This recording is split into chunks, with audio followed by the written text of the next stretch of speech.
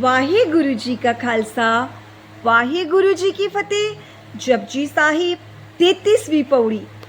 आखण चोर चुपे ना जोर, जोर न मंगण देर न जोर, जोर न जीवन मरण न जोर, जोर न राजमाल मंसूर, जोर न सुरती ज्ञान विचार, जोर न जुगती छुट्टे संसार।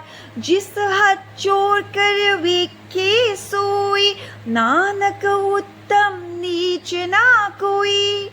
Now, what is the meaning of this pauri? It means that we living beings, we have no power to speak. We have no power to remain silent. We have no power to beg. We have no power to give. We have no power to live. We have no power to die. We have no power to rule with wealth and occult mental powers, and we have no power to gain intuitive understanding, spiritual wisdom, and we have no power to even find the way to escape the world. And he alone, the master, the creator alone, has the power in his hands, and he watches over all.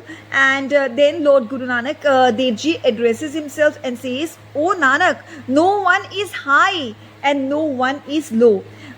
So this means that everything in this creation is totally under control of the creator.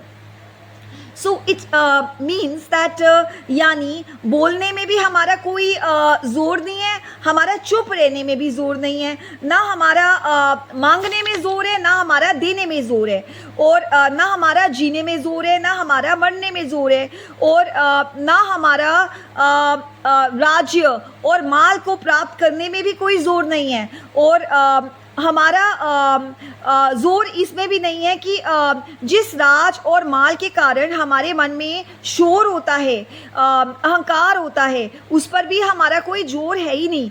आत्मिक जागृति में हमारा कोई जोर नहीं है, और इस 84 के फेरे से निकलने में, जन्म मृत्यु के बंधन से निकलने में भी हमारा कोई जोर नहीं है। सारा control, all control is in the hands of supreme power, supreme personality of God, supreme power ruling the world. Everything is controlled. Everything is in his control. ना कोई बड़ा है, ना कोई छोटा है. So everything is that one power ruling the world. Waheguru ji का खालसा, वाहिगुरु जी की फतेह।